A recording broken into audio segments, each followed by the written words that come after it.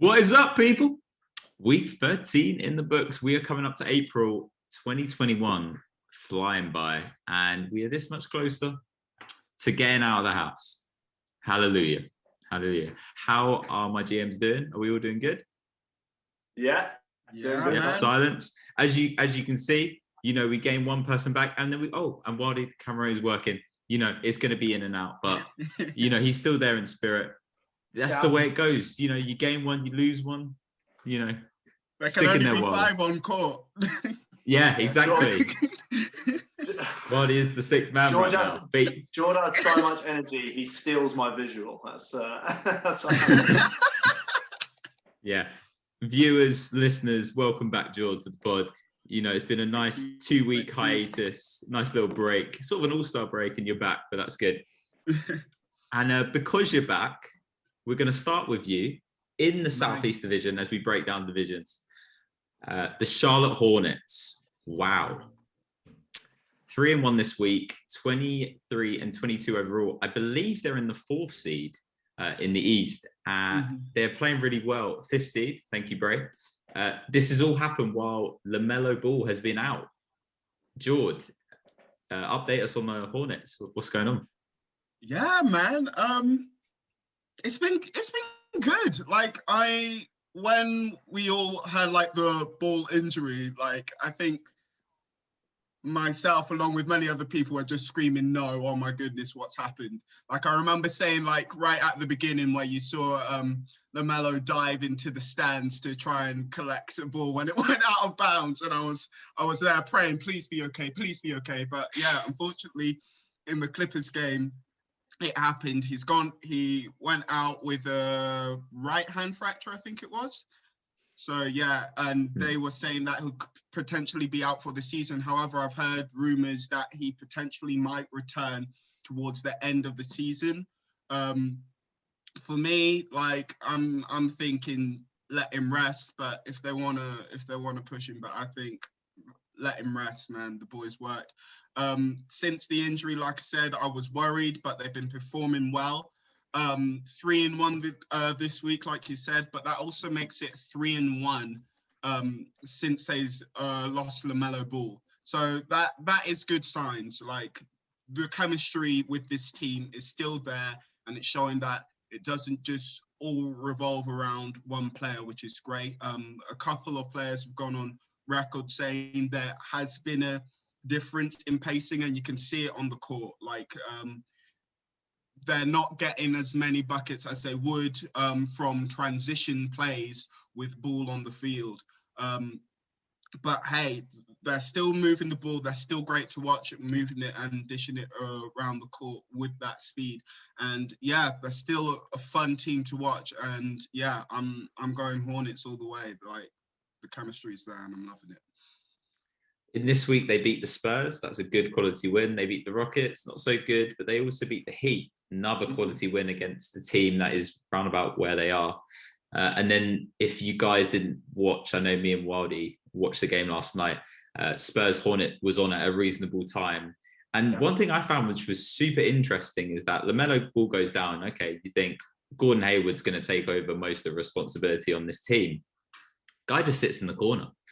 And if he's ever within any actions, he's passing it to Rozier or Graham as sort of a mere distraction. That's something I found super interesting. And it's sort of, Terry Rozier is playing exceptionally well on this team. And it looks like it's really his team now.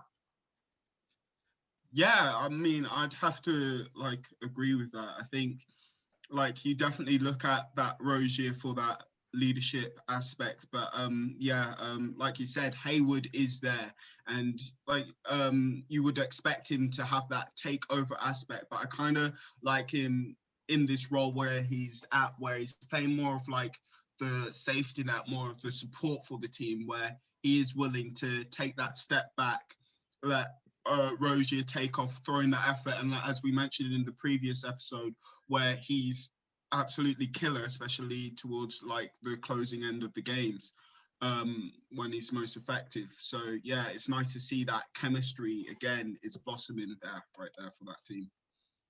And Miles Bridges, number one on my PLP, which is Prime League Pass. because that guy is a human highlight.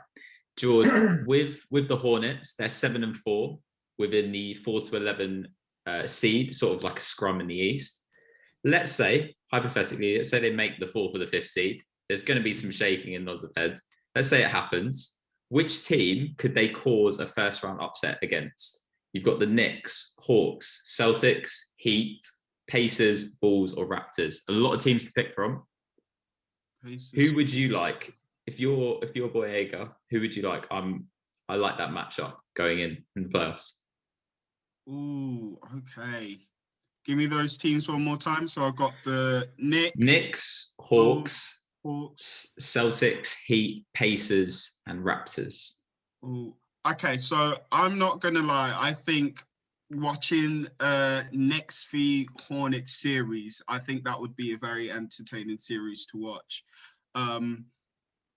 But I think I would. You're picking them to lose. Huh? You're picking them to lose that series. Yeah. I'm picking. No. Don't try and mix me up in something, Wildy. Okay, I may be in the darkness for a while, but I can see the light now. Okay, I'm getting to my points. But I think obviously the easy matchup in that category would be the Bulls. But yeah, so the Bulls would take away. But I don't want them to go out of House of 03, so I'm going to go with the Hawks on that. There we go. That's what we like. Fight and talk. Send him back. I'm back on camera now. My time. Right, another team which, well, it's just outside the scrum, is the Washington Wizards in the nation's capital. They're 1-2 this week. They're 16-28 overall. They were on a resurgence. That sort of slowed up.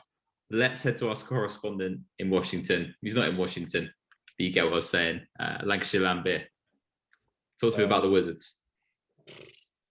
To be honest, I could get on the Wizards roster. Let's just start like that. So I may as well be in Washington. I'm not impressed. I'm gonna probably go very salty today and be like Saltbray. So yeah, the Wizards, they are 16-28 overall, but they've only won 2 of their last 10. So they're 13th. They're still way off the playoffs and even that play-in spot. I can't see them pushing for that.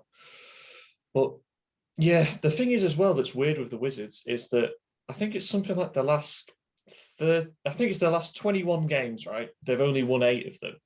And those 8 games they've won have been against the Nuggets twice, Lakers, Blazers, Jazz, Clippers, and only the Timberwolves and the Pistons have actually out of the lesser teams that they're beating. So they just confuse me because they beat really good teams and then they're shit as well. I just don't understand what's going on. But yeah, this week 2-1, so 1-2, sorry. So they lost against the Knicks, in which there's nothing to report from that game. They lost 131 to 113. Nothing to report apart from the fact they were shit defensively. Julius Randle, who is 42% from 3-point this season, he was 7 of 10 in that game from 3-point range. He'd only ever hit 7 3-pointers in one game before in his career, and he did that off 3 more shots against the Hawks this season. So they were gifting the Knicks. The Knicks were 53% from 3-point range in that game. They were 51% from the field. So embarrassing defense from the Wizards. And then they get beat again by the Knicks, this time a little bit closer, 106 to 102. But on the flip side, it was more of a choke from the Wizards. They were up 15 at the half and up 11 going into the final quarter, and they still managed to lose. So all credit to Washington there. And you look at the stats, okay, Bradley Beal got 26 points in that game. Not too bad. He took 23 shots and only scored 26 points. That's not very efficient. Russell Westbrook, 13 points, 18 rebounds, 9 assists. Pretty good, right? Nah, shit. He was 3 of 15 from the field, 0 of 5 from 3-point range, 7 of 12 from free throw, and he had 8 turnovers. He had 1 less turnover than he had assists. Shit. Okay. And then they do finally win against the Pistons, the mighty Pistons. And Westbrook finally gets a triple-double that matters in that game. And then Bradley Beal goes and hurts his hip and only plays 21 minutes. So what is there to be excited about? I don't know. Russell Westbrook. Great point that you brought that up, because in that loss, Westbrook in the second half went 0 of 8 from the field. He had 6 fouls. He's the first player in the past 25 years to do that, Wow. which is ridiculous. Matt, he's a stat-related player. Sometimes good. You look at the triple-double numbers, sometimes bad. I think mostly bad this season. What do you think, when it's all said and done, Westbrook's legacy will be? He's obviously chasing this triple-double average season again, and to be fair to him, he's doing it. He's 21 points, 10.2 assists, 10.0 rebounds. So he's going to average his 4th triple-double in the last 5 seasons. Fair play to him. He's like, what, 2nd overall for triple-doubles? But he'll probably eventually have the most come the end of his career. So he's just chasing it a bit too much. And for what? Can I ask? Yeah. The fact that he's doing this now for a 4th year, does it mean when he did his MVP season, it kind of dilutes, diminishes it? Exactly. Yeah. Like maybe to his detriment, that whole because it was about storyline. Maybe him continuing to doing this is actually hurting his legacy more than it is. But that's just, I don't know, something I want to throw out there, see what you guys think. Yeah. I don't think so. I don't think so, just because it all comes down to winning. If he's doing this and they're winning games, then it's great. That's when it links back to. That's my opinion. He wasn't particularly winning that much when he was in OKC, when he did get the triple-double MVP season anyway. And they winning a lot more than Wizards. About the record because having lost KD, so that's why people didn't pay so much attention to the record or more about the stats. But yeah, 4 seasons of not so good of winning percentage is. I think it affects it a little bit, but I think what's aged nicely about it, if you do look back at that MVP season, is just how Russ had a sort of fuck it mentality to them losing Kevin Durant and him saying, right, you want to leave? I'll show you what we'll do without you. So yeah, I think that's. But I think it's an interesting point and a valid one. I think as well that he's 2nd for all-time triple doubles, and he will eventually take that. I crunched the numbers on this. He's averaging about 15 triple doubles a season. There's 2 guys who are a lot younger than him, called Nikola Jokic and Luka Doncic, who are also triple double monsters, and will probably, if at the rate they're going, and they're not even at their peak yet, could quite easily finish with more triple doubles over their career than Westbrook. So all of this he's doing is like, for what? Because Jokic and Doncic could quite easily go and get a ring. Westbrook's never going to win a ring. Yeah, I mean, I think the difference between Westbrook and Jokic and Doncic, I think, is that they are very, very natural facilitators. Whereas Westbrook, when he came into the league, very, very aggressive, but a score-first point guard. You don't think of Russell Westbrook, like he scored 31, he's averaged over 30 a season, I think. Like he is an incredible scorer, despite the inefficiencies we're seeing now. Whereas like Doncic and Jokic just have this vision where they find people everywhere. Or I think Westbrook's a bit more brute force, where he'll barrel in, dump it off, or barrel in, kick it out. And those other guys are more finesse players, I think. And that's potentially why we see them doing better with the numbers. And one of the other, I saw another stat, Draymond Green is the opposite end of the spectrum.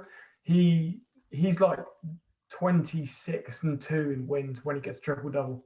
They always win when Draymond gets triple-double. Like, it means he's absolutely flying around. He's everywhere. He's doing everything right. And he's obviously got so many fewer triple-doubles, which is showing that he doesn't force it. If it comes, it means everything's working. Very good point. Just to finish up on the Wizards, Matt, there was a trade. It wasn't too big, but I just want to talk about it. Troy Brown and Wagner go to the Bulls in exchange for Gafford and Hutchinson. Does this change anything for the Wizards? What do you think? I think Gafford's probably the one that could change it the most. They've obviously missed Thomas Bryant for the whole season with his ACL. So they've kind of been rotating a bit with who's playing at centre. So Gafford's going to come in. He's 6'10", isn't he? And to be fair to him, he got 13 points in 14 minutes against the Pistons. Obviously, you can't judge him off that because it's the Pistons and he's going to be against much more formidable opponents over the rest of the season. But it's a step in the right direction. How big of a step? I guess we'll find out probably in about 3 weeks' time, next time we discuss the Wizards. Stay strong, man. Now, on this pod, it always happens, right? We see a team that's rolling, and I'm thinking, man, this is so good. I can't wait to talk about this team. And what happens? They go 1-3 this week after an amazing win streak. And I'm talking about the Wildy's very own Atlanta Hawks, who went 1-3 this week. They have 523 and 23 overall. But it's all good because Sweet Lou is back. Sweet Lou? Back in the ATM. Yeah, he is back. Yeah, hometown boy back on the roster. I love it. Yeah, he had 2 seasons with us prior, but I'll come back to it in a little bit. So yeah, I mean, big picture. We won 9 of our last 12. The week just passed, a little bit more bleak. You're right. But we had a really good win against Golden State. They didn't have Curry, and we took advantage of it. John Collins got 38 and 12. Really, really nice game from him. Him and Trey seem to be connecting really well as of late. I think Trey in general has done a really good job of getting guys more involved and picking his spots on his offense a lot better. That's continued to improve, which I think was a big part of that eight-game winning streak prior to the last 4 games that we just mentioned. And then they had the Sacramento game. Man, that was tough. Yeah, it came down to the last shot, and you had Fox getting 37 points. So he kind of won the point guard matchup against Trey in that situation. But yeah, we had Gallo take the last shot. Wide open. Yeah, wide open. He made a really good play. Veteran guy, so he was really patient with it. He made the pump, so the guy jumped and flew right by him, so he got a nice open shot.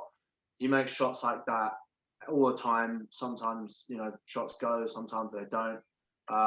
Look, Gallo's a good player, man, but I'm not 100% sure why we seem to, a few times this season, give him the final shot of a game when Trey has been proven to hit game winners in the past, over the past 3 years. So, look, I guess we're trying stuff out. If all the eyes are on Trey, then maybe Gallo's getting better shots, better quality looks, which is the thinking. But it hasn't seemed to work so far in a few close games, basically. But yeah, I think next up we got Suns, Spurs, Pelicans twice, Golden State again, and the Grizzlies. These are all teams that are either sort of on a similar level to us or lesser than, in my opinion. So we should look to get back on the winning side of things by the next time we speak about them. But again, big picture, we're 23 and 23. We're now 6th in the East, which is awesome. I love that. Last time we talked about them, we were 14th. So really big turnaround. It shows how close net that sort of play-in tournament, lowest seeded playoff teams are, and it can go one or two ways. The job's not done. We've got a lot to get going, but one of our biggest problems has been scoring off the bench, which is why the pickup of Lou Williams is actually really exciting, because Lou Williams, he leads everybody ever in career points off the bench at over 12,800. And I just want to ask, there's another former Hawk who is 2nd in career points on the bench. Do you guys know who that player is? Yeah, isn't it obvious? Yeah. Well, I hope so. Jamal. Yeah, Jamal Crawford. Yeah, hell yeah. Oh, okay. That's Okay. great. Yeah. So yeah, Jamal Crawford. But yeah, Lou Williams, he can come off the bench. Our starters are 6th in the NBA in scoring, which is great. But then our bench, unfortunately, is 28th in scoring. So when the Hawks spent the most of their money most of anybody in the off season to increase depth, which we do have, but it hasn't translated in the game where this first unit comes out, second guys come in, and we're not maintaining leads. It's quite impressive that our record is what it is with those being the numbers basically. But yeah, no, it's looking good. And the other big part of it is we get off the Rondo contract as well, which allows us to have a lot more money to spare to hopefully sign John Collins and give him the money that he wants or deserves. Next year if we look to want to keep him, but if he's putting up numbers like 38 points, which he's accustomed to getting 30 plus points on any given night. He's a great player, so I'd love to see us keep him because he's a great fit for Trey. Yeah, it's great that you guys didn't get rid of him. I think he's also exploded now, which means that it could have been a really bad move for your franchise. But if we go back to Lou Will, other than obviously scoring off the bench, and what can he bring to the Hawks? Could you grade this acquisition? Give me a grade, Wildy. Well, I'd like to point to his age to try and almost be realistic and decrease the grading of it, but he's aged like a fine wine. Like he's always maintained his scoring averages, which is amazing. I want to give it. Because there's not a lot of longevity in it. I'm probably going to give it like a B-. But one of the other things I really like about him is that he's really good at drawing fouls. He used to be one of the best in the NBA at it. Obviously, his numbers have fallen off a little bit now that he has got older and he's looking to preserve himself a bit better. But Trae Young, one of the best people at drawing fouls. If Lou's coming off the bench, then we're going to maintain that foul drawing through the game to get ourselves to the line and get the other team in foul trouble. Yeah, and hopefully Lou can teach Trey like AI teach Lou in his rookie year. Hopefully we can have that similar transition in terms of that. The next team in this division, wow. And I'd just like to say, Ed, welcome to tanking, okay? I'm an expert in this field. If you have any questions in terms of like your process for the next 5 years and what it will look like and how miserable you're going to be, I'm all here. I'm all ears. I've been through this, okay? So just like to get that off my chest. But we'll talk about Orlando Magic. Okay? This is nothing new to us. We've done this before. We don't tank very well, but we have done this before. But but there's levels to this, Ed. Okay, and you have blown it up.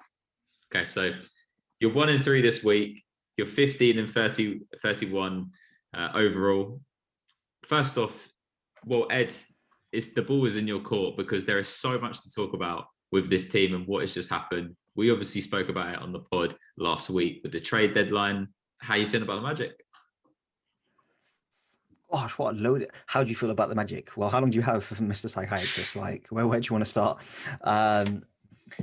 We'll start off. We do 3-week cycles of teams. So let's start off from 3 weeks ago. So they were 13-24. Now, as you mentioned, they're 15-31, which means a 2-8 record in the last 10. But to be fair, their 2 wins were against the red-hot Phoenix Suns and the Thanos of the NBA of the Brooklyn Nets. So they did beat 2 elite teams. So say what you will. All their losses came against playoff teams. There was no real team that's like a lower tier team that they lost against. They were all playoff teams. So I won't talk too much about them. The Suns game is actually quite interesting because that was the last game when the core Orlando Magic, when it was still all the core players. When Vooch was there, AG was there, Evan Fournier was there, and Evan Fournier won the game on a game-winning shot. They won the game by a point against Phoenix. They played pretty well, to be fair to them, which it was a nice send-off. It was a nice send-off for them. Vooch had 27, 14, 4 assists, 1 steal on the block, and Evan had 21 points, 2 assists, 1 block, and a game winner. So yeah, it was a nice send-off. And then we had the game against Portland, which happened after everyone got traded. So I mean, I've spoken a little bit about the trade anyway. Yeah, whatever. People can find the episode where we spoke about the Bulls and the Magic with Ultra. So the Orlando broadcasts have a very fun segment called "Is This Anything?" every broadcast, and what it basically is that the column commentators, he basically goes deep diving into one statistic or like tries to find something really interesting and asks, "Is this anything?" So it could be one he looked at was the fact that there's been about 5 or 6 times when a team with the winning record hasn't made the playoffs, and Phoenix is 3 of them, which is like an interesting thing. I said, is this anything? There's been other ones, which was Vooch is fourth. Vooch is fourth all time in hooked shots in NBA history. He's about a couple 50 or 60, I can't remember how much it was, off Pau Gasol, who's third. And if he does make it, then the top 3 players will be Shaquille O'Neal, Dwight Howard, and Nikola Vucevic, which for a Magic fan is quite cool that they'll have the top 3 for the most hook shots in history. So these are the sort of questions he asked. And one I would love him to ask is the game against Portland. Every single player scored more than their season average that year. And I sent a picture in the group chat of all the Magic starters. And I can't remember who it was, but the leading scorer had 9.9 points this season, which is diabolical. But everyone scored more than their average this year, which I thought was quite interesting. We had we had quite a few people have career nights, but yeah, I want to see if Alex asks about them. Well, yeah, I mean, just if we go off the basis of who the Magic are, you've got people like Okiki getting a lot of minutes. You've got Ken Birch, who's also... You got his name wrong. It's 03 key. It's 03 key, but carry on.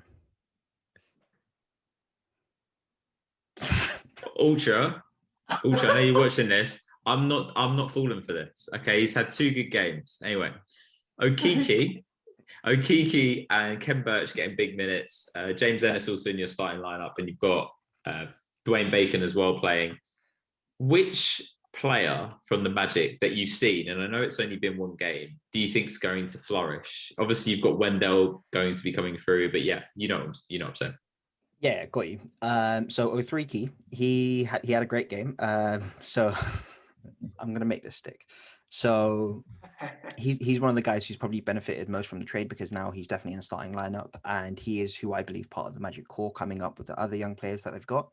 He had 26 points, 6 rebounds, 4 assists, and 2 steals, 4-6 from 3 against Portland, which is again the first game after the trade happened. But it's Portland without Damian Lillard, but still a decent Portland team.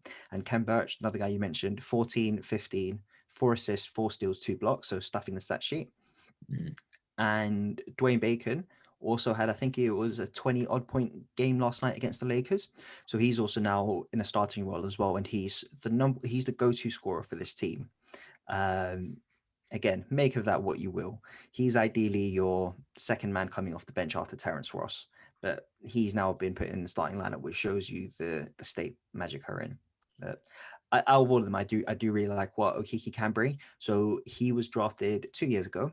He had, I believe it was an ACL. It was one of those season-long injuries he had with Auburn. So he was redshirted last year, and he's now officially a rookie this year. So this is his rookie season. That's the reason he fell so far in the draft. We picked him up like 15th or 16th in the draft. So that's why I like the potential of what he can bring. Because also the Magic do not have that many good 3-point shooters or reliable 3-point shooters. I think James Ennis is probably the most reliable 3-point shooter, and he's pretty good, to be fair to him. But yeah. Well, the best thing that you have to look forward to is high picks in next year's stack draft. Your team's obviously has been blown up.